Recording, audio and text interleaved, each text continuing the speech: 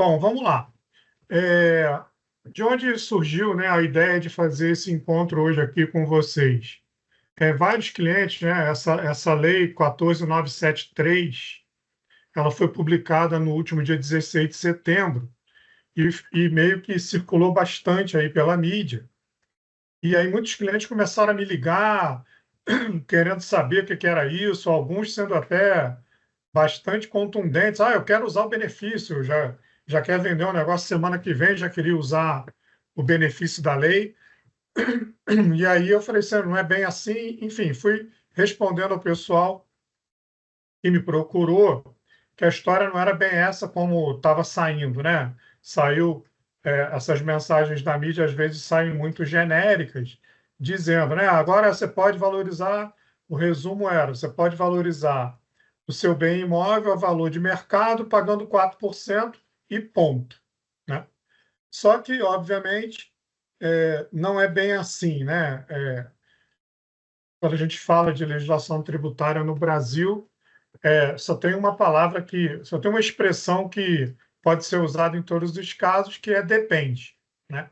Então, eu preparei essa apresentação, que vocês vão perceber que é uma medida, de fato, saiu, está valendo, inclusive ontem a Receita Federal soltou a instrução normativa, né? Porque a lei ela dependia disso, ela mencionou que dependeria de uma normatização da Receita Federal, que saiu ontem, então já está, inclusive, podendo aplicar. Mas aí eu vou explicar o raciocínio aí da lei, para a gente entender que, no resumo, varia muito de caso a caso. Tá? A gente tem que estudar cada caso e vocês vão, espero eu, compreender ao final a nossa linha de raciocínio aqui. Tá? Bom, antes de entrar propriamente na questão da Lei 14.973, eu vou fazer um resumo, fazer uma síntese aqui do que é o ganho de capital vigente atualmente. Obviamente que eu não vou entrar em detalhes técnicos, mas é só para rememorar vocês, colocar todo mundo na mesma página do que é o tal ganho de capital sobre imóveis vigente no Brasil, para que isso vai ajudar a gente lá no final a entender o que essa nova lei está propondo e como é que a gente vai analisar se é bom ou não para a gente. Tá? Bom, em linhas gerais, né, o ganho de capital ele é a diferença entre o custo de aquisição do imóvel e o valor de alienação. Eu estou usando a expressão alienação, vocês vão reparar que ao longo de todo o material eu procurei usar, na maior parte dos casos, a expressão alienação e não a expressão venda, né, que é a operação mais comum, quando a gente tem o ganho de capital, quando eu tenho um imóvel e vendo esse imóvel, eu tenho essa diferença, né, entre o valor de venda e o custo de aquisição e apuro um ganho de capital. Por que eu estou usando a expressão alienação? Porque isso vale, por exemplo, quando eu faço a doação de um imóvel, né? A gente tem vários casos de vários clientes, por exemplo, que fazem a doação, o pai para o filho. Então, faz a doação. Se fizer uma doação a um valor superior ao custo de aquisição, essa doação, né, essa diferença entre o valor da doação e o custo de aquisição também está sujeito ao ganho de capital. E por quê? Porque doar é uma forma de alienar um bem, vender é uma forma de alienar um bem, né? Então, não é só a venda. Quando tem a transmissão causa morte, né, no caso de falecimento, e há uma transferência da pessoa falecida para os herdeiros, é uma alienação, é uma transferência, então eu também estou sujeito a ganho de capital. Tá? Então, eu sempre apuro o meu ganho de capital quando eu tenho uma diferença positiva entre este valor da alienação, quer seja por venda, doação ou transmissão causa-morte, por exemplo, e o custo de aquisição do imóvel. Outra característica, sobre este ganho de capital, né, todo mundo costuma dizer, né, sobre o ganho de capital a gente paga 15%. Não é bem verdade, mas é o caso mais comum. Por isso eu grifei aí. essa alíquota de 15%, ela se aplica para ganhos de capital de até 5 milhões, tá? Que são a maioria dos casos dos seres comuns, normais, as maiores, as operações que mais ocorrem estão dentro desse patamar, né? Mas essa alíquota de 15%, ela pode chegar até 22,5%, né? Como é que ela varia? Então, se eu tenho um ganho de até 5 milhões, eu pago os 15%. Se eu tenho um ganho, por exemplo, de 8 milhões na operação que eu fiz, eu vou pagar 15% sobre os primeiros 5 milhões e vou pagar 17,5% sobre os 3 milhões que ultrapassou a faixa de 5 até 10, né? Porque a gente tem uma alíquota de 15 até 5, 17,5 de 5 a 10, depois eu vou ter uma outra faixa de 20%, que é de 10 a 20 milhões, e depois eu vou ter a última alíquota de 22,5 para ganhos acima de 30 milhões, tá? Isso, obviamente, não se aplica à maioria dos casos, mas é só para que vocês compreendam tecnicamente como é que funciona. Então, aqui eu vou me deter à alíquota de 15%, que é a mais comum da gente encontrar. Outra informação importante, né? Isso tudo vai ser interessante que vocês mentalizem para a gente usar lá no final para as nossas conclusões. Existe um redutor desse ganho de capital que ele varia em função do tempo decorrido entre a data de aquisição do imóvel e a data de alienação. Tá? Então, em regra, quanto maior esse intervalo de tempo entre a minha data de aquisição e a data de alienação, maior será esse redutor, né? Então, vamos pegar por hipótese. Eu tenho um bem que está comigo há 15 anos. Então, eu comprei lá por 600 mil e vendi por 1 milhão de reais. Vou ter um ganho de 400 mil. Então, eu não pego simplesmente 400 mil e aplico 15%. Eu vou, antes de aplicar os 15%, vou aplicar esse percentual de dedução, que está lá numa tabela, até um cálculo relativamente complexo, tem uma combinação de fórmulas, mas aí eu vou lá na tabela olhar o que se aplica a esses 15 anos, acho esse redutor, então aqueles 400 mil, por exemplo, cai para 250 mil. E aí é esse ganho de capital reduzido que a gente vai aplicar a alíquota de 15%, tá?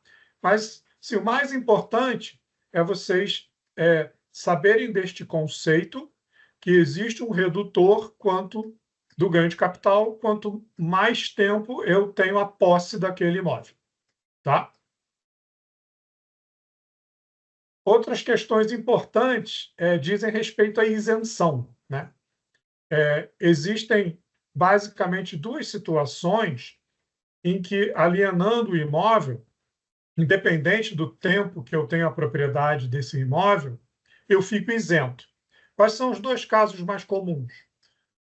Quando eu vendo o meu único imóvel, eu só tenho um único imóvel na minha declaração de bens, e o valor de venda deste imóvel é de até 440 mil. Então, se eu tiver esta situação, vamos imaginar que eu comprei este imóvel por 100 mil reais e estou vendendo ele hoje por 400 mil reais, e é meu único imóvel. Embora eu tenha um ganho de 300 mil reais, eu não vou pagar ganho de capital porque esta operação está isenta. Vale dizer que eu só posso fazer isso a cada intervalo de 5 anos. Então, se eu usar este benefício, por exemplo, agora em 2024, eu só vou poder voltar a usar esse benefício lá em 2029, passados os 5 anos da data da venda. Tá? Mas é importante vocês conhecerem isso. E o último item que eu destaco aqui, que é importante para as nossas conclusões lá no final, é essa outra possibilidade de isenção, que é a venda de um imóvel residencial para a compra de um outro imóvel também residencial no prazo de até 180 180 dias. Então, vendi um imóvel hoje, que é residencial.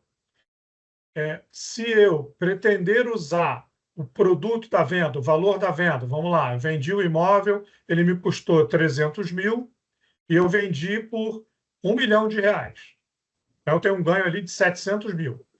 Se eu tiver a intenção de pegar este R$ 1 milhão e adquirir outro imóvel residencial no prazo de até 180 dias, essa operação também fica isenta. Tá?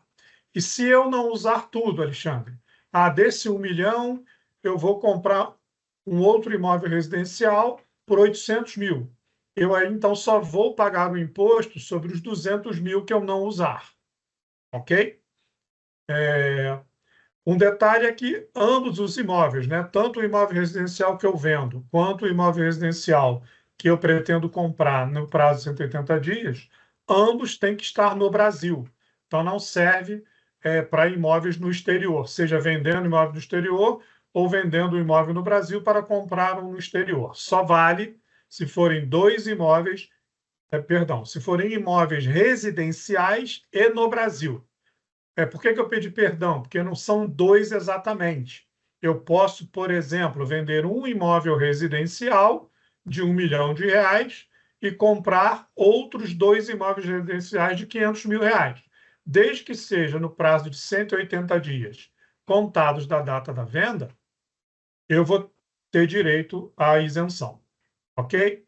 Enfim, eu não vou entrar muito em pormenores técnicos e tal, porque a ideia aqui é só que vocês tenham essas 5 informações, né? O que é o ganho de capital, a alíquota normalmente utilizada, que é de 15%, a questão do redutor em função do tempo, que é muito importante, e a isenção do único imóvel e essa questão do residencial. Vale dizer que, na regra do único imóvel, pouco importa. Não precisa ser um imóvel residencial. Eu posso ter uma sala comercial, uma loja ou um terreno. A exigência aqui são duas: que seja o meu único imóvel e que o valor de venda seja de até R$ 440 mil. Ok? Zé Carlos, alguém colocou alguma dúvida aí sobre esses pontos aí no chat? Por enquanto, não. Tá bom, vamos seguindo aqui, pessoal.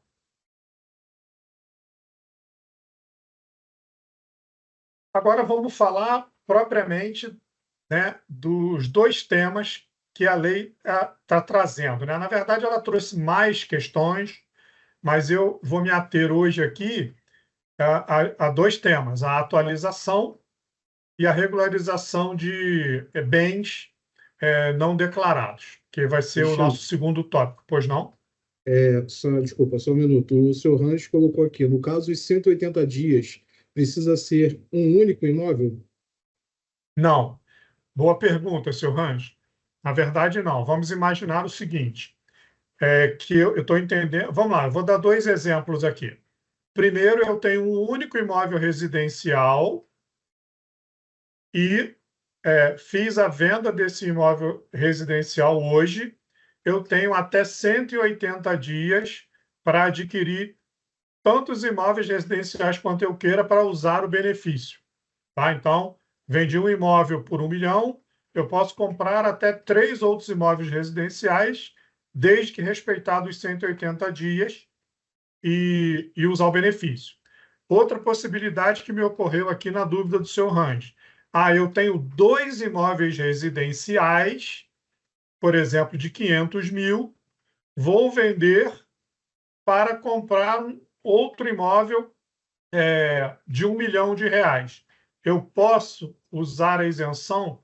Posso, mas os 180 dias vão contar da venda do primeiro imóvel, tá? Não da segunda venda. Aí eu posso usar isso. Ok? Respondi, seu Hans? Só colocou aqui o único imóvel? Não, o único imóvel não tem essa restrição de 180 dias. O único imóvel, eu posso simplesmente vender o meu único imóvel e aplicar o dinheiro no banco, que eu não vou ser onerado em ganho de capital. eu só tenho a exigência de adquirir um segundo imóvel residencial naquela opção de vender o imóvel acima, né, dos 440 mil ou até abaixo, vender um imóvel 300, desde que não seja meu único imóvel, né? Então, vamos dizer, eu tenho mais de um imóvel, eu não posso usar o benefício do único imóvel. O benefício do único imóvel, eu não tenho a obrigação de usar o produto da venda para comprar outro imóvel, não. Eu posso vender e aplicar meu dinheiro lá em CDB, por exemplo, e ponto, tá? Porque eu vou usar o benefício de ser o meu único imóvel e o valor de venda ser de até 440 mil, só reforçando novamente. Só posso fazer isso a cada 5 anos. Isso vale para os dois benefícios, tanto para o único imóvel, quanto para a venda de um imóvel residencial para aquisição de outro. Só posso usar esse benefício a cada 5 anos. E vou dizer para vocês, já tivemos casos de clientes que inadvertidamente, né, não observaram isso, fizeram a venda ali com 3 anos e pouco, e a Receita Federal foi capaz de detectar essa operação e cobrou o imposto sobre o ganho de capital da venda lá, né, na segunda operação, tá? Então, é algo que está sob controle da Receita Federal. Não vale a pena apostar em burlar esse benefício essa regrinha dos 5 anos, ok? O Luiz Alberto perguntou o seguinte: no caso de imóvel construído para venda, essas regras podem ser usadas? Luiz Alberto, eu acredito que você esteja se referindo à pessoa jurídica, tá? É, porque só faz sentido isso, né? Na pessoa jurídica, na empresa, eu tenho o bem pode estar classificado como ativo imobilizado ou como estoque, como imóvel para revenda, tá? É, não cabe, tá? Para pessoa jurídica a regra é outra, mas eu vou te pedir, Luiz, até para os demais, se tiver alguma dúvida depois relacionada à pessoa jurídica, a gente trata, vocês me procurem depois diretamente que a gente trata. Até a própria lei, tá? Esse benefício aqui de atualização do valor dos bens imóveis, ele vale para pessoa jurídica também, tá? Mas eu não vou abordar hoje esse assunto aqui, porque o convite para a reunião ele foi feito com foco nas pessoas físicas, tá? A pessoa jurídica pode também, mas a regra é bem diferente, tá? Mas quem tiver interesse, já me coloco à disposição. Me manda uma mensagem, a gente marca uma conversa e eu explico especificamente a regrinha para a pessoa jurídica, ok? Ele acrescentou aqui, Alexandre, que não seria na pessoa jurídica, não, é na pessoa física mesmo, a dúvida dele. Mas não tem isso, né? A pessoa física não tem essa história de transferir o imóvel para venda. É um bem imóvel. Você pode dispor dele como você quiser, né? Então, a regra, por isso que é diferente. Na pessoa física, imóvel é imóvel. Ele não está diferenciado se ele está no imobilizado ou se ele é um estoque para revenda, porque eu sou uma construtora ou sou uma empresa de compra e venda de imóveis, né? Na pessoa física não tem isso, tá? Uma coisa que vale dizer que é muito comum, né? Tem até alguns clientes assim, de pessoas físicas que acabam, vamos dizer assim, virando construtores, né? Compra um terreno, faz uma casa, vende. Aí depois produz ali, compra 2 terrenos, faz 2 casas, vende. E aquilo vai virando uma atividade econômica. E aí vale o alerta que esse tipo de atividade equipara a pessoa física à empresa. E aí vai seguir as regras de tributação de uma empresa e não de uma pessoa física.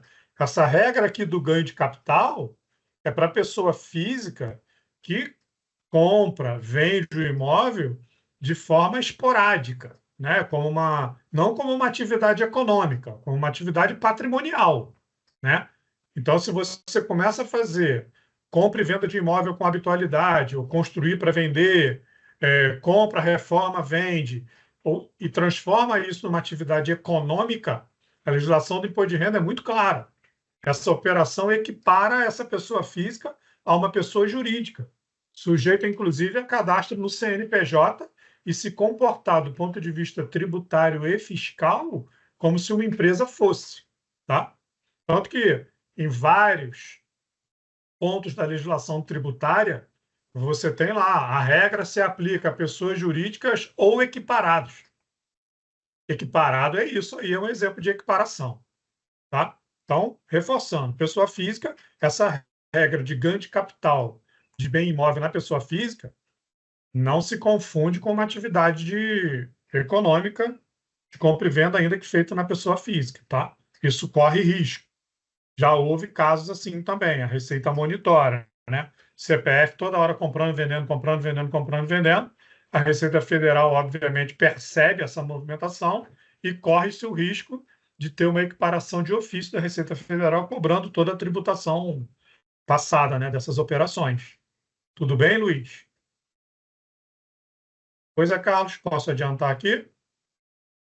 Pode ser, Alexandre. Beleza. Qualquer coisa, Luiz, pode colocar aí que eu volto no assunto. Não tem problema não. Vamos Ele lá. deu ok. Então, tá, só recapitulando aqui, então a lei aqui ela traz algumas coisas, né? Ela tratou até de desoneração de folha de pagamento, ela tratou. Eu aqui hoje vou tratar da atualização do valor de bens imóveis para as pessoas físicas e do haircut aí, que eu estou chamando assim, que é a regularização de bens e direitos, aí não vale só para imóveis, mas lá no fim a gente vai falar disso, não declarados, tá? É uma opção aí de regularização. Mas vamos aqui então falar agora da atualização do valor dos bens imóveis, que é o que provocou, é o ponto principal. Em primeiro lugar, a lei não obriga ninguém a fazer isso, isso é uma opção, né? Eu posso ou não querer avaliar os meus bens imóveis a valor de mercado, né? Segundo ponto, eu só posso atualizar os bens imóveis declarados. Ah, Alexandre, eu tenho um bem aqui que eu nunca declarei para a Receita. Não pode. Ele tem que ter constado da declaração IRPF 2024, ano calendário 2023. Tem que ter constado nessas minhas declarações. Então, declarados, tá? Agora, vale para bens situados no Brasil e no exterior. Então, se eu tenho um bem imóvel no exterior, que eu entendo que está defasado do valor de mercado, eu posso atualizar também este bem a valor de mercado lá na moeda local, né? Ah, está na Europa lá em euro, nos Estados Unidos em dólar americano, e aí tem uma regrinha, né, para a gente converter isso aqui para reais, mas eu posso fazer isso, tá? Só vou converter aqui para real, trazer a valor de mercado e vou pagar o tributo que já já eu vou dizer qual é, tá? Então, reforçando, posso atualizar meus bens imóveis declarados, situados no Brasil e no exterior. Somente os bens adquiridos até 2023 e que não tenham sido alienados até a formalização da opção. Alexandre, traduz isso para a gente aqui. Vamos lá. Se eu adquirir um imóvel agora em 2024, eu não posso atualizar esse imóvel a valor de mercado. Eu só posso atualizar a valor de mercado os bens imóveis que eu tenho adquirido até 31 de dezembro de 2023. Tá? Segunda regra. Eu tinha um imóvel lá que eu adquiri em 2020 e vendi agora em junho de 2024. Não posso atualizar. Por quê? Porque ele já foi alienado. Então, se eu fiz a alienação, ou venda, né? Vou usar o termo agora, venda. Se eu vendi o imóvel antes da formalização, e é óbvio, porque a lei nem existia até o dia 16 e ela só foi regulamentada ontem. Então, na melhor hipótese, se eu fosse assim muito rápido, eu teria feito a minha formalização de opção ontem, né? Então, qualquer imóvel que eu tenha vendido até ontem, eu não posso fazer atualização, tá? Depois eu vou falar aqui dos requisitos de formalização dessa opção de atualização a valor de mercado, tá? Então, eu tenho essas restrições. Reforçando, só posso atualizar o que eu adquiri até 31 de dezembro de 2023 e desde que a a venda ainda não tenha ocorrido até eu formalizar a minha opção para receita. Tá? Sobre essa atualização, eu vou pagar uma alíquota de 4%. Em resumo, foi isso que a mídia veiculou. Ó, todo mundo agora pode atualizar o imóvel a valor de mercado pagando só 4%. Então, vamos imaginar que eu tenha lá um imóvel que eu adquiri há muitos anos, que está na minha declaração de imposto de renda por R$ 200 mil, e hoje esse imóvel, a valor de mercado, vale R$ 1 milhão. Ah, ótimo. Vou pegar lá. Alexandre, você explicou para a gente agora há pouco que eu ia pegar 1 milhão menos 200 mil, dá 800, eu ia pagar 15% sobre isso. Ah, vou pagar 4%. Pô, não tem nem o que pensar. Né? Vou economizar aqui 9%. Vou trazer o meu imóvel a valor de mercado. Né? Foi isso que a mídia veiculou, mas vocês vão ver que não é bem assim. Tá? Mas, em regra, a regra geral é essa. A valorização, então, o meu exemplo. Eu comprei tenho lá um bem na minha declaração que eu comprei há muitos anos que está no meu imposto de renda por 200 mil. Hoje ele vale 1 milhão. Eu quero trazê-lo a valor de mercado, quero optar por valorizar a valor de mercado. Vou pegar os 800 mil reais e pagar 4% sobre 800 mil reais para ter o direito de valorizar este bem na minha declaração do ano que vem. Na declaração de imposto de renda 2025, eu vou botar que esse bem foi valorizado em mais 800 mil. Tá? Essa é a regra. Alexandre, o Pois senhor não? Range tem uma dúvida. No Pois caso do não, senhor. imóvel ir para inventário, vai valer o fator redutor? No caso do imóvel e para inventário, Vai valer o fator redutor? vale a redução. Deixa eu ver se eu entendi, senhor Hans. Vamos imaginar assim: a pessoa tem lá um conjunto de imóveis que ela adquiriu ao longo da vida. E aí ela faleceu, né? Aquilo foi para o espólio dessa pessoa. No momento em que eu fizer a transmissão do espólio para os herdeiros, aquele fator que eu mencionei lá de redução de intervalo de tempo é aplicável, sim. Tá? Vai valer a data para o espólio, né? Vale a data que o espólio adquiriu o bem e vai contar a data em que for lavrada a escritura em cartório, se for escritura, se for feito o inventário por cartório, se for judicial, vai valer a data do trânsito em julgado do formal de partilha. Então, o intervalo entre uma dessas duas datas, ou a escritura lavrada em cartório, ou o trânsito em julgado, é a data que eu estou transmitindo para os herdeiros. E eu vou pegar um intervalo de tempo entre esta data e a aquisição pelo pessoa falecida, né, que a gente chama de espólio, é o conjunto de bens da pessoa falecida. Então, sim, aquele fator redutor de ganho se aplica no caso de espólio. O senhor Range deu ok, Alexandre. E o Luiz Alberto fez a seguinte pergunta: utilizar esse fator redutor é uma opção ou passa a ser uma obrigação? Eu diria que é um benefício usar o redutor de ganho. Aqui eu tô entendendo que é aquele redutor de ganho lá do intervalo de tempo de aquisição e alienação. Aquilo ali nem é uma opção, uma obrigação, né? É um benefício que acho que ninguém abriria mão, né? Porque está reduzindo carga tributária. Se eu não entendi direito, Luiz, por favor, me avisa aí que eu tento explicar. Tá? Mas, em princípio, se eu entendi, aquele redutor de ganho, em função do tempo que eu tenho a propriedade do imóvel, ele é um benefício. Então, não faria sentido eu abrir mão. Ok? Vou avançar. Se for o caso, eu volto ao tema, tá?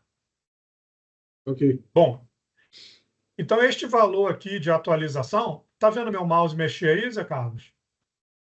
O Luiz Na acrescentou aqui, apresentação? Alexandre, o Luiz Pois acrescentou não? aqui o seguinte: perguntei sobre essa atualização de valor do imóvel.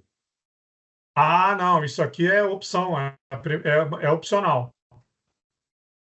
Inclusive, né, ela é opcional em relação aos bens imóveis.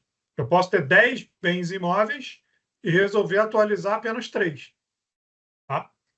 Não, eu não sou obrigado a atualizar e muito menos obrigado a atualizar todos os meus bens imóveis, não. Eu é que vou eleger que bens imóveis eu entendo que vale a pena fazer essa atualização. Tá? Zé Carlos, meu mouse mexe aí, aparece mexendo na apresentação? Aparece sim. Tá. É, Então, esse valor da atualização será acrescido ao valor do bem lá na declaração de imposto de renda do ano que vem.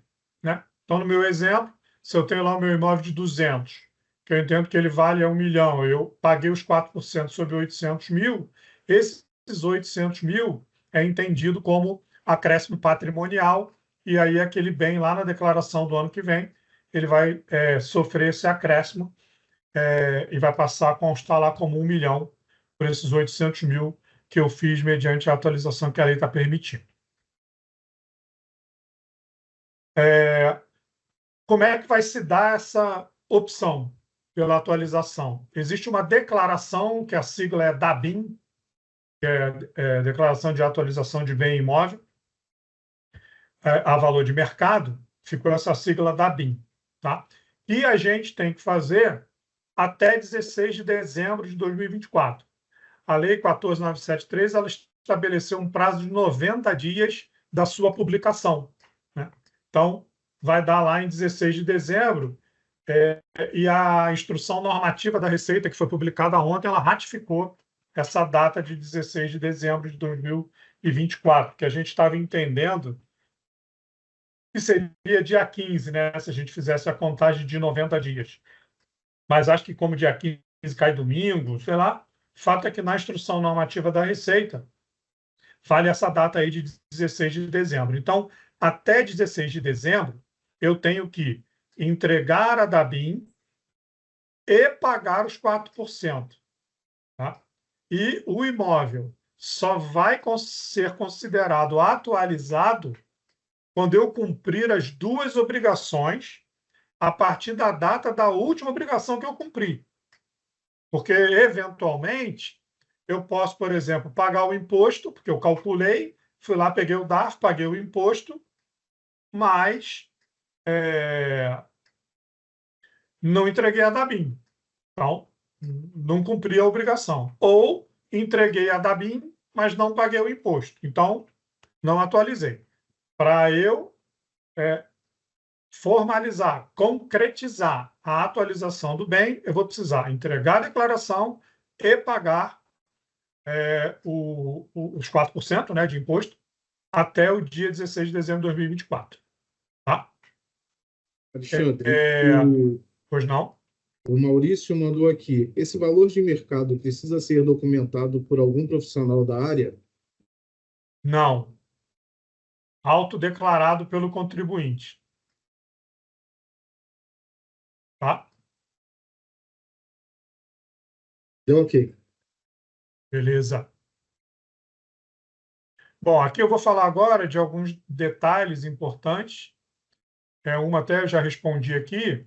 Não é obrigatória a atualização de todos os imóveis. Eu é que vou eleger lá na DABIN.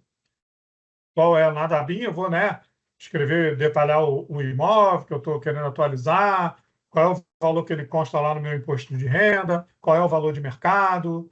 Eu é que vou escolher, tá? E vou botar lá na minha declaração. O espólio poderá atualizar os bens imóveis, né? Então, ainda pegando uma carona na pergunta do senhor Hans, né? Eu já tenho o espólio e o espólio está lá com os bens lá a valor lá declarado na época. O espólio também pode fazer essa atualização? Pode, não tem problema nenhum. Pode atualizar o valor de mercado, também eleger o imóvel que quiser. Só tem lá mais duas informações que vão ter que constar na DABIN, que são os dados do inventariante e da meeira ou meeiro. Tá? É uma informação a mais que vai ter que constar lá na DABIN, no caso de espólio, de ser apresentado uma DABIN por espólio, tá? Mas também pode ser apresentado. Alexandre, o doutor Celso mandou aqui a seguinte pergunta: se eu pagar o imposto de 4 e vender 2 anos depois, não teria que pagar a diferença? Então, vamos chegar lá, Celso. Aguenta um pouquinho que nós vamos chegar nesse ponto aí, tá?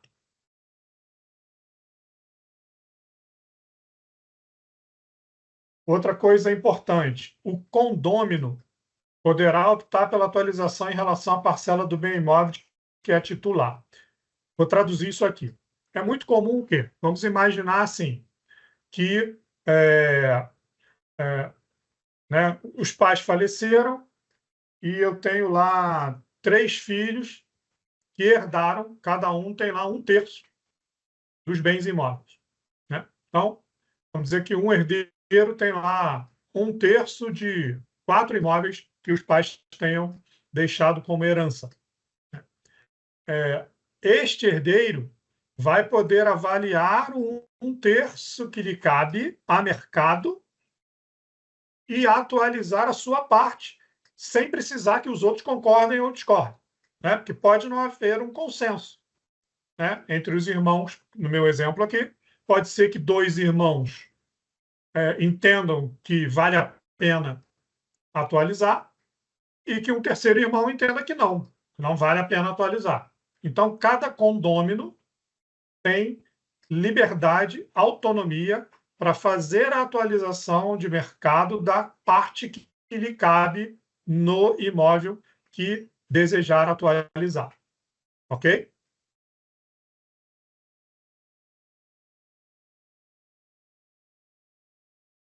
E a DABIN, que é aquela tal declaração, ela poderá ser retificada até 16 de dezembro de 2024. É a mesma data limite de entrega. Então, vamos imaginar que semana que vem, lá no dia 3 de outubro, eu analisei, cheguei à conclusão, vou entregar a minha DABIN aqui, que eu vou atualizar aqui esses imóveis que eu escolhi aqui. Fiz lá a minha DABIN. Aí dormi na terça-feira, na quarta-feira acordei e falei assim, não, o imóvel 4 eu desisti, não vou atualizar, não. Já que eu estou mexendo aqui, cheguei até à conclusão seguinte, que eu acho que o valor do mercado do imóvel 3 não é bem esse que eu coloquei, é outro. Então, nesse prazo, ou seja, daqui até 16 de dezembro de 2024, eu posso retificar a minha DABIN em qualquer informação que eu tenha apresentado. Seja a lista de imóvel, eu posso acrescentar ou tirar imóvel, valores que eu tenha colocado equivocadamente ou que tenha mudado de ideia do valor de mercado. Qualquer informação poderá ser retificada sem nenhum ônus, né? O único detalhe vamos imaginar que eu entrego a DABIN no dia 5 de outubro e lá no dia 15 de outubro eu resolvo retificar retirando um imóvel. Então, muito provavelmente, eu paguei o imposto de 4% a maior do que eu gostaria, porque eu fiz a exclusão de um imóvel, né? Aí, neste caso, vai ter que formalizar um pedido de restituição, né?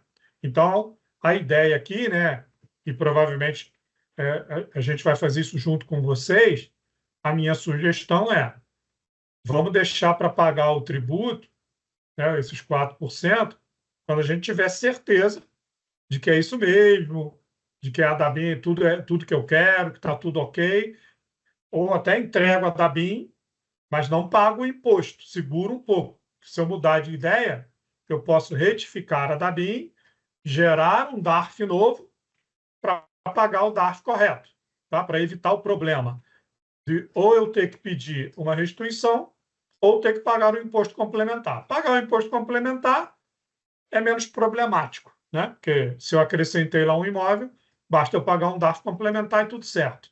O maior problema é ter pago e depois eu desistir, tirar um de lá e ter pago imposto, aí vocês sabem como é, né? Para pagar é rápido, agora para a Receita devolver, sabe lá Deus qual vai ser o prazo que eles vão restituir esse imposto. Isso não está na lei, não tem um prazo definido para devolver o dinheiro eventualmente pago por força de retificação da DABIN. Ok? A Bem, doutora Viviane mandou uma pergunta aqui, Alexandre. pois não. A prefeitura avalia o valor do imóvel atual para fins de ITBI, certo? Então, esse deveria ser o valor a ser colocado na atualização ou descido na minha cabeça? Decide da sua cabeça. São coisas diferentes, né? O valor de mercado, como o próprio nome diz, é o valor de mercado. Então, inclusive, doutora Viviane, aconteceu muitos casos assim, né? A gente teve há anos atrás um boom imobiliário, né? Imagine que isso estivesse acontecendo hoje em dia, né? Naquela época tivesse saído uma lei 14.973 dessa aqui. Então, eventualmente, eu poderia ter pego um imóvel e valorizado ele, sei lá, R$ 1 milhão, e aí depois o boom imobiliário passou e esse imóvel deixou de valer 1 milhão, passou a valer 800. A prefeitura, ela é, ou deveria ser, mas normalmente é, atenta a essas oscilações de mercado, né?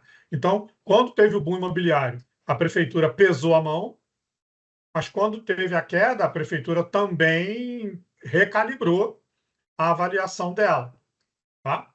Então, hoje é o seu sentimento, né, de quanto vale, ou eu acho assim, né? A gente não pode. Nós estamos falando aqui de dinheiro, né? Questão econômica, tributária, então eu acho que vale a pena fazer uma pesquisa, né? Olhar ali no bairro, no prédio, por quanto foi vendido o último, quanto tempo tem, né? Na pior hipótese, se não tivesse a referência, pedir uma avaliação de um corretor, algo também que não seja nada de outro mundo, mas tentar fazer uma coisa que a gente chama de valor justo, né? Porque quando a senhora diz assim, é o que é da minha cabeça, a gente tem que tomar um cuidado, porque tem muita gente que, o imóvel vale tanto, mas não vende. Então, o valor de mercado não é o valor que eu acho que ele vale, o valor de mercado é o valor que vende, né? Então, muitas vezes eu acho que o meu imóvel vale X, mas o mercado não topa pagar X, topa pagar X menos 2. Então, entendo eu que nesse momento aqui, a gente deve optar por esse valor, ser mais conservador, que o mercado efetivamente pagaria no imóvel em condições normais. Tá? Tudo bem, pessoal? Bom, se fosse só isso, estava muito bom, né? Assim, simplificava muito a nossa vida aqui. Pegava a minha valorização, vou pagar 4%, né? Como teve cliente me ligando aqui, eu estou querendo vender o imóvel daqui 2 meses. Vou pagar 15%, se eu posso pagar 4% agora. Pô, concordo em gênero, número e grau.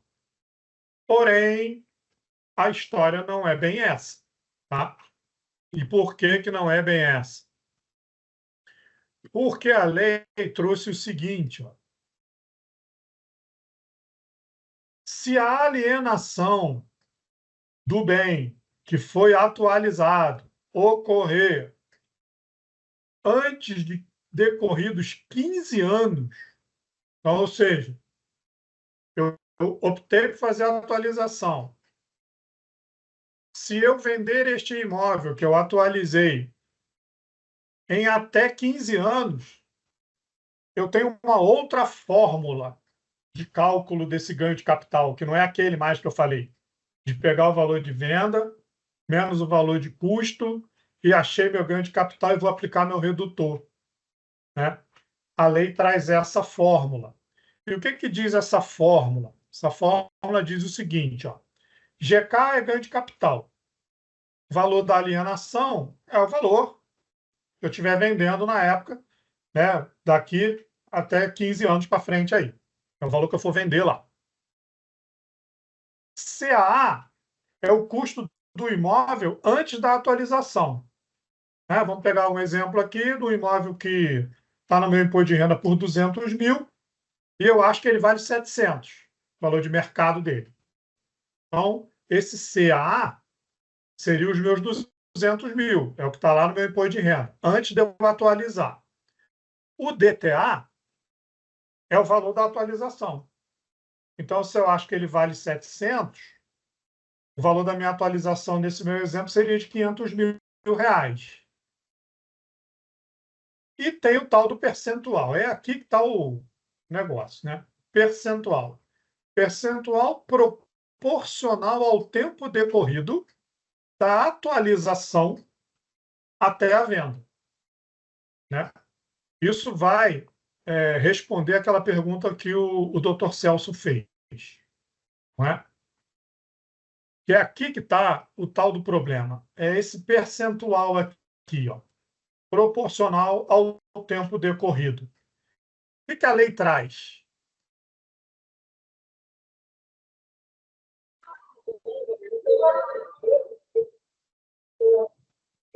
Ela traz aqui esse percentual na fórmula. Repara que ele é crescente em função do tempo entre a atualização e o dia que eu resolver vender. No caso aqui, eu estou usando alienar, né? Porque isso vai valer para vender, transferir, doar, aquele conceito que eu falei lá no início, né? E a lei, né, ela não fala nem em anos, não, ela fala em meses. Então, se eu alienar o bem em até 36 meses, eu aqui transformei em anos aqui para facilitar nosso raciocínio, esse percentual é zero.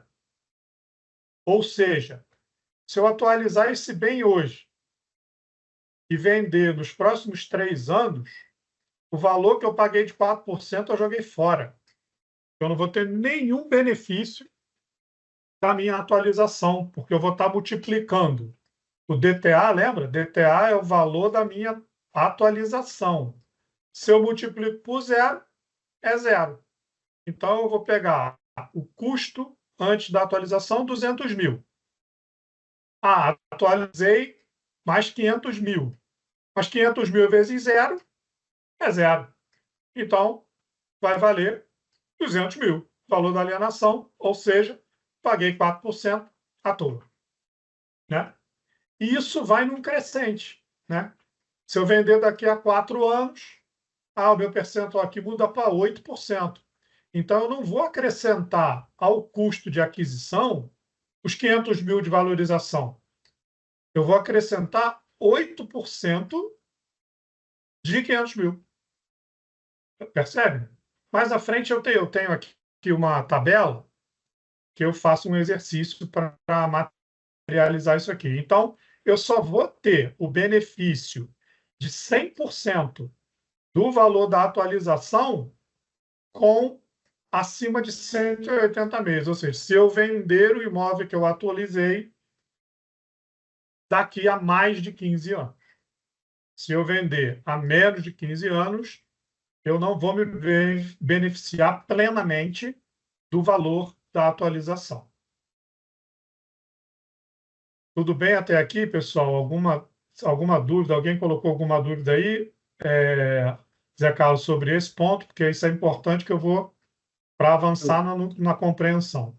O senhor Hans tinha colocado aqui que seria bom colocar os slides com os dados, mas logo em seguida, quando você apresentou o GK, ele deu um OK. Aí colocou Isso, embaixo. agora vão os Entendi. dados. Entendi. Vamos O lá. governo precisa de dinheiro até dia 16 de dezembro, 15 anos e Isso. piada. Isso aí é o seu Hans está falando, né? Foi o Rapaz, comentário vamos lá, dele. ó. Pois é. Então, vamos nessa. Olha aqui, ó. Eu peguei o exemplo aqui, para a gente ver a fórmula aplicada, né? Então, eu tenho lá o meu valor de mercado, 700 mil. Está lá no meu imposto de renda, o custo antes da atualização é 200. Vale 700, meu DTA, minha atualização é 500, eu vou trazer o meu imóvel a 700 mil. Para isso, eu vou precisar pagar 4% da DTA. Então, para eu atualizar o meu imóvel de 200 para 700, vai me custar 20 mil. Tá? Aí eu fiz um exercíciozinho aqui. Aí vocês vão ter que acreditar em mim, né? Que eu calculei o GK. Quais foram os critérios que eu utilizei? Eu considerei que o imóvel vai valorizar, isso também é algo é uma variável quase que imponderável, que eu estou trazendo mesmo para a reflexão de todos nós, é saber, meu imóvel valoriza quantos por cento ao ano? Essa é uma pergunta que vale milhões, né? Porque tem regiões que valoriza muito, tem região que desvaloriza, às vezes tem na mesma rua um prédio que valoriza, um prédio que desvaloriza. Então, é mercado, enfim, é muito difícil. Eu até fiz uma pesquisa aqui para tentar achar um índice e a gente vê de tudo. Eu aí atribuí um que eu achei bem razoável. Acho que, obviamente, está longe de ser uma regra incontestável. Eu assumi que o meu imóvel, que hoje vale 700, ele vai valorizar 5% todo ano, aumentar o preço dele. Tá? Então, eu fui aumentando aqui. Ó. Aqui nos 36 meses, eu aumentei 15%, né? Porque decorreram aqui 3 anos a 5% ao ano. E aí fui aumentando aqui, ó, o valor meu de venda. Então, se eu for vender daqui a 6 ou 7 anos, teoricamente ele estaria custando isso aqui. Então, seria o valor de venda dele. Né? Aqui é o GK, que é essa fórmula. E essa redução é o quanto eu me beneficiaria. Né? Então, por exemplo, nos 48 meses, como eu vou aplicar 8% da valorização, então eu estaria me beneficiando de R$ 40.000, a redução do ganho. E aí, o que eu fiz? Apliquei 15%. Né? Se eu estou reduzindo o meu ganho em 40 mil, por consequência, eu deixaria de pagar 6 mil de imposto. Então, qual foi a conclusão que eu cheguei? Que, do ponto de vista meramente matemático, só começa a valer a pena entre o sexto e o sétimo mês aqui. Ó. Oh, desculpa, entre o sexto e o sétimo ano. Porque repara que até 72 meses, que são 6 anos, o que eu vou economizar de imposto, 15% da redução, é maior do que os 20 mil, do que os 4% que eu paguei. Né? A partir do sétimo ano, eu já começo a ter uma ligeira vantagem, lembrando, isso é um cálculo apenas matemático frio. Né? Lembra lá que a gente tem vários outros fatores a levar em consideração. Redução do tempo, quanto tempo o imóvel está comigo? Será que eu pagaria no final do dia 15% mesmo? Porque dependendo se for um imóvel muito antigo, por exemplo, se eu tiver um imóvel numa década de 60, que tem, né, final ali, década de 60, chegando à década de 70, o tal redutor de tempo lá chega a 100%. Então, o meu ganho de capital seria zero. Então, por exemplo, para um imóvel desse, a minha recomendação seria: não atualize. Qualquer valor que você pagar aqui, você vai jogar fora. Porque o dia que você vender, você não vai pagar nada. Né? Ah, eu tenho um único imóvel. Não estou no meu horizonte comprar outro. Meu único imóvel vale até 400 mil. Então, não faz sentido atualizar, eu estou isento. Ah, eu tenho até mais, um imóvel que vale mais, mas se eu vender um dia, pretendo comprar outro residencial. Então, por isso que eu disse desde lá do início, que nós vamos ter que avaliar caso a caso. Né? Quando eu digo caso a caso, cliente é cliente, imóvel é imóvel. Porque o próprio cliente pode ter intenções distintas com a sua carteira de imóveis. Né? Tanto em relação à destinação, né? Tem gente que diz para mim assim, essa casa aqui eu não vendo nunca. Ponto. Né? E tem gente que diz que não, essa casa aqui é para meus filhos. Enfim. Ou não, esse imóvel aqui eu comprei para negócio. Pretendo vender.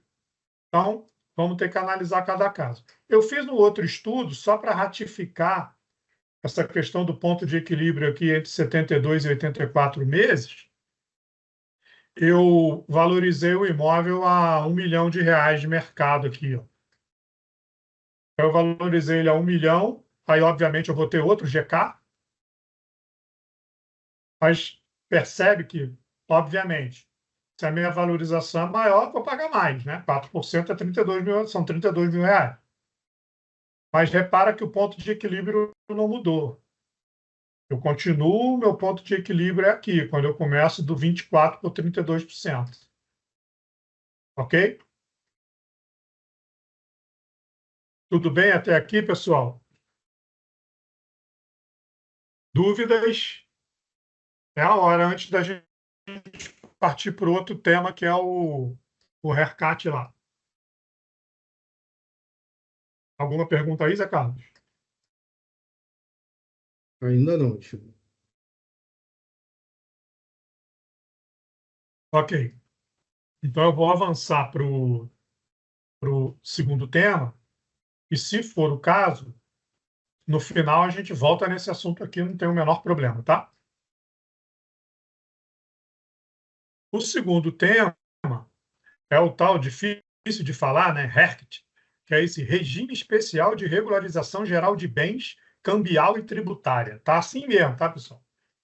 Sei lá se isso é erro de concordância de quem fez, mas está aqui a letra da lei. Tá?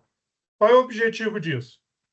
Ah, eu tenho lá um bem, ou tenho uma aplicação financeira, tenho talvez até um empréstimo que eu contratei no exterior. Enfim, vamos nos restringir a bens que fica mais fácil, bens e direitos, né? Então vale para bens imóveis, e móveis, veículo, lanche, embarcação, aeronave, aplicação financeira, e dessa vez no Brasil e no exterior. Qualquer coisa que eu não tenha declarado por qualquer razão, eu posso regularizar.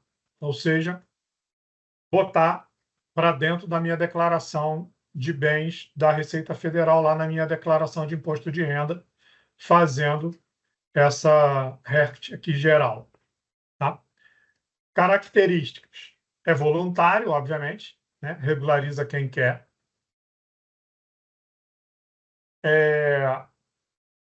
A exigência é que os recursos, os bens, os direitos, o que eu estiver regularizando tem que ter origem lícita, né?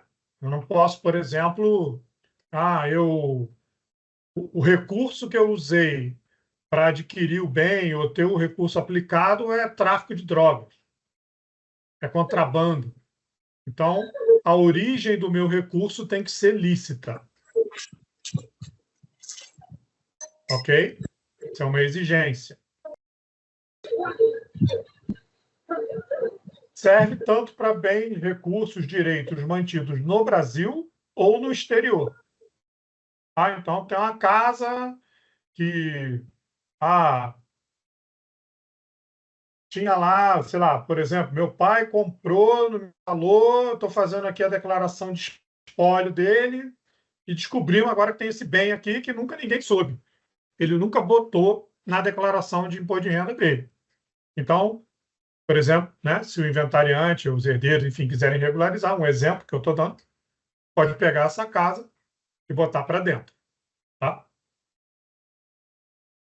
Ou uma conta, né? Tinha uma aplicação financeira que ninguém sabia, não estava no imposto de renda. Na hora que foi fazer o levantamento no banco, descobriu, quer regularizar,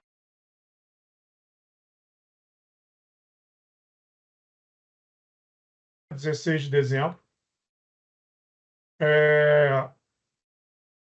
Alô, Zé Carlos, estou aí ainda? Foi, voltou, Alexandre. Deu só uma picotada quando você foi falar sobre o É, prazo. fez um barulhinho aqui, eu achei que tivesse caído aqui. Tá. Então, a adesão também até 16 de dezembro, que também tem uma declaração da situação patrimonial em 31 de dezembro de 2023, que eu vou declarar esses bens, direitos, pormenorizadamente, tem toda lá a lista de informações que eu tenho que prestar, né? Estou declarando um bem, tenho que declarar onde é esse bem, enfim, descrever o bem, é uma casa situada na rua tal, papapá, enfim, detalhar o bem ou o recurso, aplicação financeira, o que for, tá? Existente entre que eu tinha a propriedade até 31 de dezembro de 2023. não vale porque eu adquiri em 2024, tá? 2023. E para isso, eu teria que pagar 15% de imposto e 15% de multa, tá? Então, o custo de uma regularização é de 30%, se eu quiser regularizar. E esta regularização, ela me livra de qualquer crime, né? Seja evasão de divisa, crime contra a ordem tributária, enfim, qualquer crime de sonegação, qualquer desses crimes, eles estariam, vamos dizer assim, anistiados, eu vou usar essa palavra, a lei não fala isso, por conta do pagamento dessa multa e desse imposto. Tá? Isso já foi feito, né? Alguns anos atrás, houve uma lei parecida com isso aqui, mas mais restrita a bens do exterior, para o pessoal repatriar, que chamou, né? No caso de bens no exterior, também vai ter que apresentar a cópia da declaração ao Banco Central para fins de registro. Tá?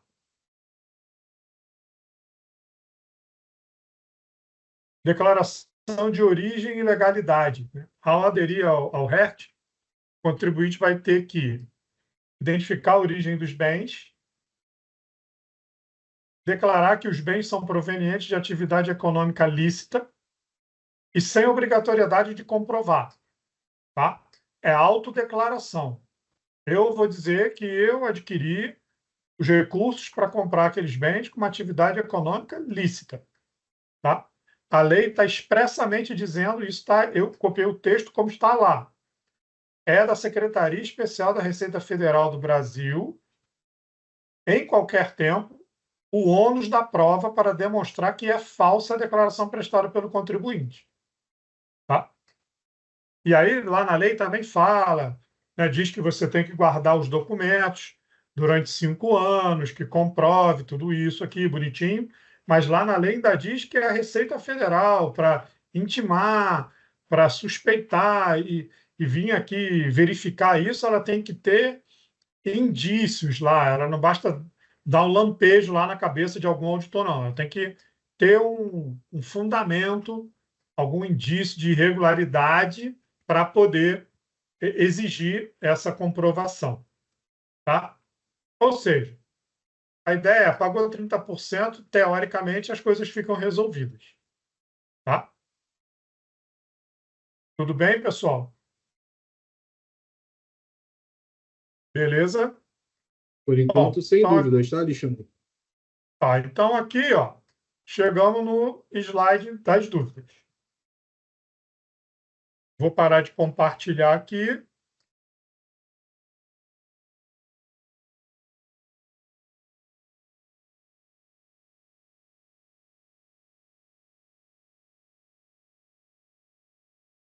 E voltei. Vamos lá, pessoal. Não tem dúvida no chat nenhuma aí, né, Zé Carlos? Não teve mais nenhuma dúvida, Alexandre. Pelo menos não apresentaram mais nenhuma. Boa Tá. tarde, Pessoal, Alexandre. oi, quem está Rafaela. falando? Rafaela. Rafael. Oi, Rafaela, tudo bem? Tudo bom, querido? Tudo Então, bom. entrei aqui no finalzinho do primeiro tema, mas a minha dúvida, na verdade, diz respeito ao segundo. Na verdade, por exemplo, seria essa uma brecha para a gente finalmente regularizar todos esses inventários em que a gente descobre que os autores da herança não declaravam esse patrimônio? A gente consegue aproveitar ou a gente continua tendo que fazer a retificadora dos últimos 5 anos? Não, então, vamos lá. Nesse caso, a gente tem duas situações que podem ocorrer, né? Vamos lá. Eu tenho o inventário, como você falou, e aí eu descubro um bem que a pessoa falecida lá, né? Não estou nem falando espólio, né? Porque o espólio já seria uma responsabilidade do inventariante. A pessoa falecida lá nunca declarou esse bem para a Receita. Nunca, em tempo algum. Aí eu tenho que entrar no RERT aqui. Se eu quiser botar para dentro, eu tenho que pagar isso, porque eu nunca declarei. Tá? A outra situação que eu posso ter, declarava, né, o bem, e por alguma razão, já não preciso mais declarar isso, não. Tem um monte de gente que faz isso. A gente mesmo, acho que atendeu uma pessoa que teve esse caso. Sim, Lembra que foi um negócio sim, de de divórcio, divórcio. que ela achou que Declarou aquilo não era até mais o dela, divórcio. separei, Depois, nada separou, é mais achou que meu. não era. Achou que não era, mas era. Mas tudo É, bem. Aí parou de declarar quando devia ter declarado o tempo inteiro. Isso aí também ela achou aconteceu. ela achou que o marido não era, o imóvel também não é, mas nada é mais meu, nada mais me pertence. Né? Só que não. Neste caso, é diferente. Por quê? Isto é um imóvel declarado para a Receita Federal, Sim. porque ela tem um erro nas De divórcio. declarações posteriores que ela deixou de declarar. Isso é uma situação. Se Uhum. ela um dia declarou, depois deixou de declarar, é uma mera retificação de informação. Tem um erro na declaração de imposto de renda. Se Certo. ela nunca declarou, aí eu tenho que vir para o RERT. Tá. E aí, Tá? só para engrossar um pouquinho mais esse caldo, e nos casos em que as pessoas não sabem efetivamente o que aconteceu, o que seria mais prudente? Porque, por exemplo, até um caso que está chegando para você agora, né? É um inventário, a gente descobriu que o imóvel não constava da última declaração feita pelo autor da herança, que foi em 2013. Então, eu sei que de 2013 para cá, esse bem nunca foi declarado. Eu sei que a última declaração dele, de 2013, não tinha esse imóvel. Mas eu não tenho como ter certeza se algum dia ele já declarou ou não. E Aí, ele foi adquirido antes de 2013. certamente. É. Então, Entendeu? vamos Aí lá. eu, tipo, a gente arrisca, a gente não arrisca. Não O sei. mais seguro né, seria tentar obter essa informação da Receita Federal em declarações, pelo menos do ano de aquisição. Mais Uhum. seguro. Só que também a Receita Federal, ela até disponibiliza lá a declaração de anos para trás, aí, de 2000 e bolinha aí. Tá? Uhum. Mas, obviamente, que não vai. Ele adquiriu esse imóvel em 1978. Que Cara, é claro que foi esquece. o caso. Você acha que eu vou te É, trazer caso simples, Alexandre? Claro que não. Neste caso, né? Neste caso, que eu não consigo provar que um dia foi declarado, é questão mesmo de risco, de tomar a Sim. decisão. Eu Uhum. vou retificar as últimas 5, né? Correndo o risco da Receita. Não, peraí, mas esse imóvel nunca foi declarado. Aí eu vou entrar numa briga com a Receita, então prova que não foi. Uhum. E aí, doutora, eu pergunto, de quem seria o ônus da prova? Do contribuinte, sempre. Entendeu? A Uhum. questão é que nós vamos estar misturando um monte de coisa, porque imagina Sim. esse exemplo que eu dei. O imóvel foi adquirido em 1972. Uhum. Está para lá de prescrito. Sim. Né? É uma situação delicada. Né? Uhum.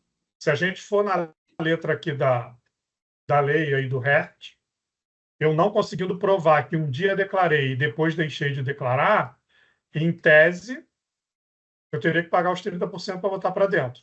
Mas tem o argumento de dizer, não, foi um dia declarado. Tá? Se um dia alguém vier Uhum. perguntar, entendeu? Entendi. Vai entrar numa discussão. Uhum. Ok. Teremos essa experiência em breve. Sim. Até porque, Obrigada, Alexandre. eventualmente, essa é uma coisa que saiu agora, dia 16 de setembro. Uhum. Nem tinha. Pois é. Teoricamente, nem tinha como fazer. Agora, em tese, se você quiser correr zero risco, custa 30%. Entendi. Ok. Tá? Falaremos a respeito, então. Obrigada, viu? Nada. Gente, podem abrir os microfones e fazer as perguntas, viu? Estou à disposição. Oi, Alexandre de Janane, estou aqui com o Hans.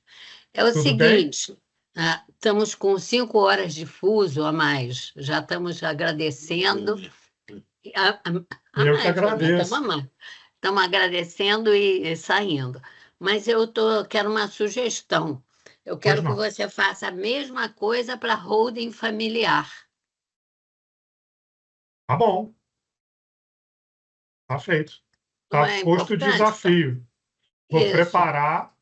Porque eu estou estudando isso, lendo, mas eu tenho impressão, e eu vejo palestras e tudo, mas é completamente diferente ser feito por uma pessoa que a gente tem confiança e que possa fazer todas as perguntas, tá bom? Muito obrigado. Não, é interessante a senhora trazer, é de fato é um tema interessante.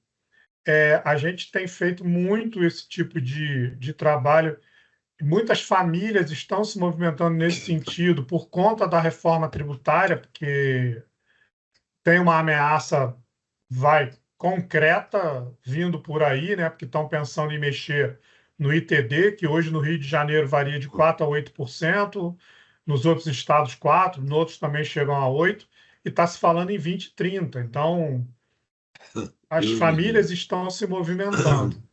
Mas existe também, como a senhora mesmo falou, né? O mercado, tem muita gente vendendo esse planejamento também de uma forma, às vezes, é, inconsequente, às vezes não avaliando custo-benefício, não avaliando outras possíveis alternativas, né? Então é bem interessante. Eu vou preparar, me comprometo com vocês, eu vou preparar o material, né? E para trazer os pontos que a gente tem que tomar cuidado, e vai ser a mesma coisa, né? Vou pontuar e, claro, vai variar caso a caso, tá? Dependendo do que a família pretende com os imóveis, com os herdeiros, se tem empresas, se não tem empresas, são só bens imóveis, só recursos. Mas obrigado pela confiança e vou preparar sim. Eu não tenho dúvida de que a gente vai fazer, porque, por exemplo, no caso de uma doação, a gente está mais velho, mas de repente quer vender, não pode. Então, numa holding, a gente tem mais flexibilidade. Na holding, se um pelo que eu fiquei vendo, né? Se um dos sócios morre, isso aí não vai para os, para as outras pessoas hereditárias ligadas a ele, filho meu para o pai dele. Continua dentro da holding. Tem diversas vantagens, né? Mas eu Sim. gostaria disso, de saber de uma pessoa honesta, com um grupo honesto. Agora, me disseram que tem de fazer isso até o final do ano, né? É outra afirmação, é, vou dizer assim, inconsequente, sim, porque não tem nada de concreto ainda, né? Fala-se que depois das eleições o Congresso vai acelerar e vai regulamentar essas tributações, né? Tem muita coisa para fazer, né?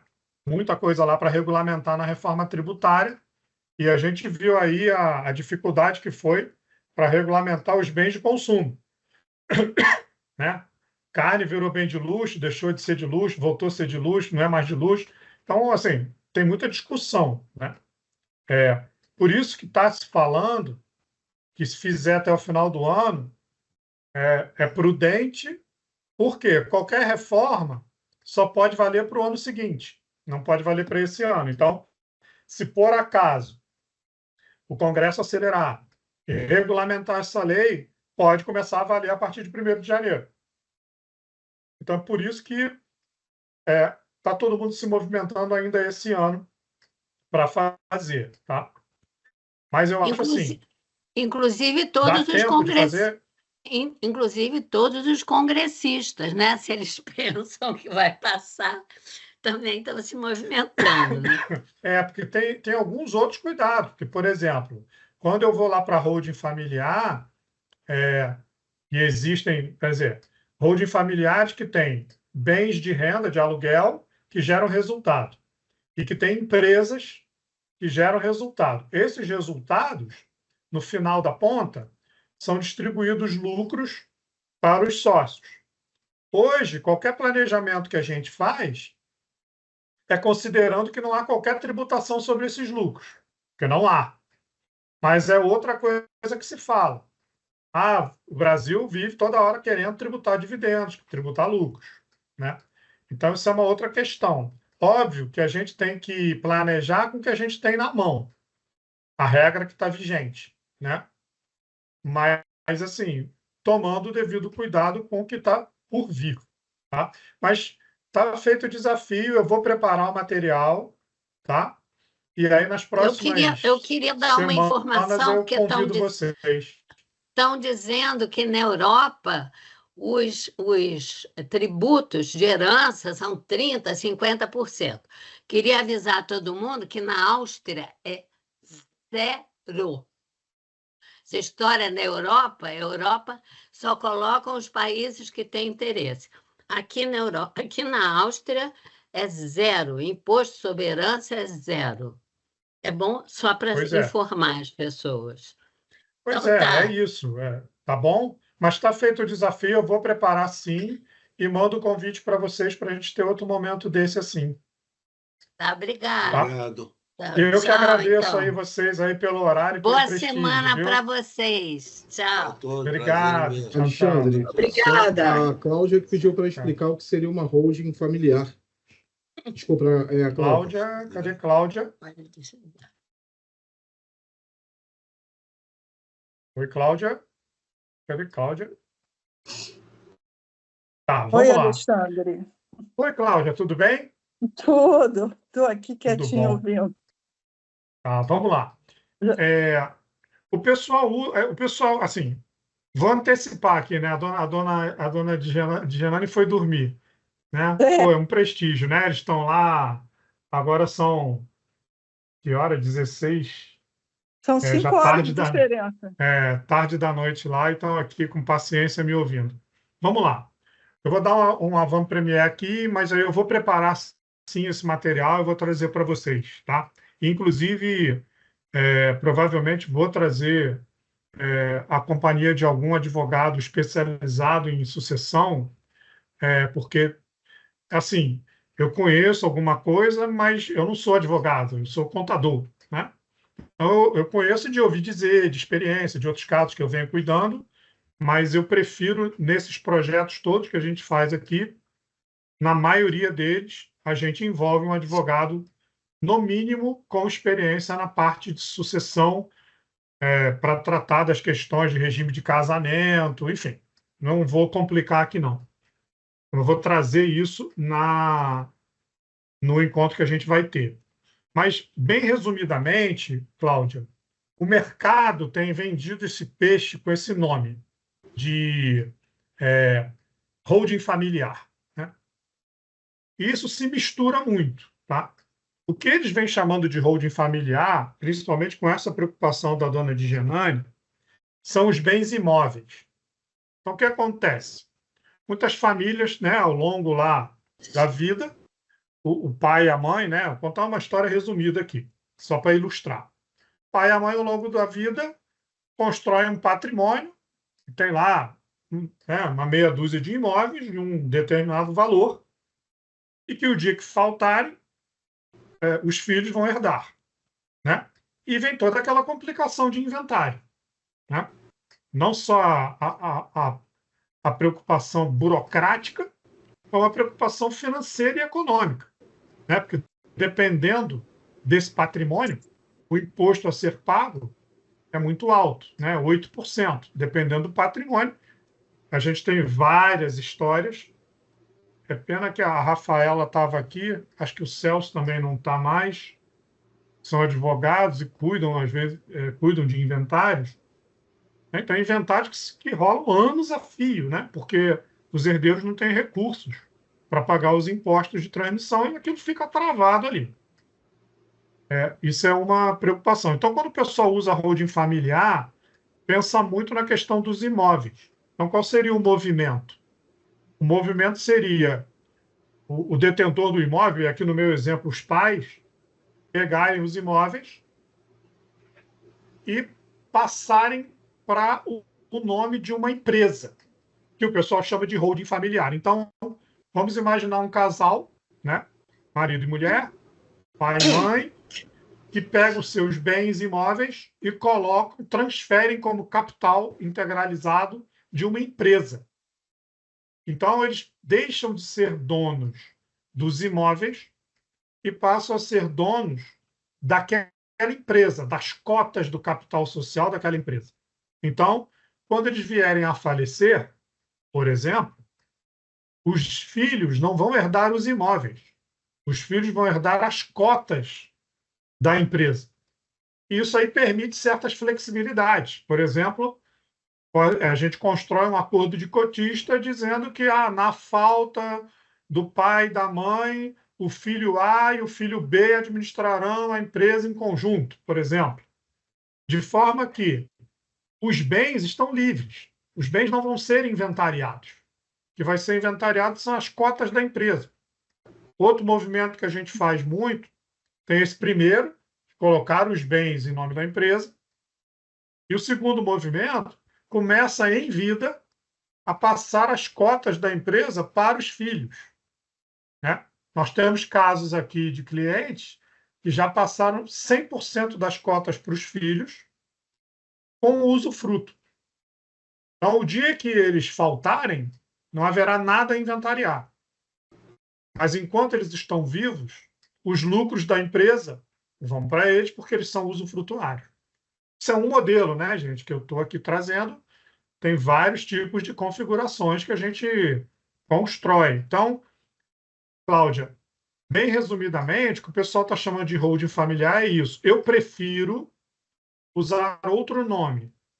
Ou chamo de holding patrimonial, que é para ter os bens, ou empresa de administração de bens próprios, para deixar bem claro que aquela empresa tem a finalidade de possuir bens imóveis. Uhum. Porque quando a gente vai para o conceito de holding, agora mesmo a gente está fazendo esse trabalho para uma família. Essa família, o que ela tem? Ela tem um conjunto de bens imóveis, lá, né, que os pais construíram ao longo da vida, e tem duas empresas, que é um negócio da família. É dali que todo mundo vive. Todo o recurso que adquiriu esses imóveis, que sustenta a família, porque todos trabalham para as empresas, sai dos negócios, né? Então, no caso, por exemplo, deles, o conceito de holding, a gente criou para eles duas. Uma holding tem só os bens imóveis. A outra holding controla as empresas que geram a riqueza. E por que a gente faz isso? Por N razões. Uma delas, diminuir o risco patrimonial, porque se der algum problema aqui no negócio, os bens não estão diretamente ligados ao negócio. Eu estou falando aqui com a minha mão, não sei se vocês estão vendo aí. Tá? Então, a gente cria uma independência. Outro termo que o mercado usa que a gente não gosta de usar é blindagem patrimonial. Ninguém blinda nada. A gente protege.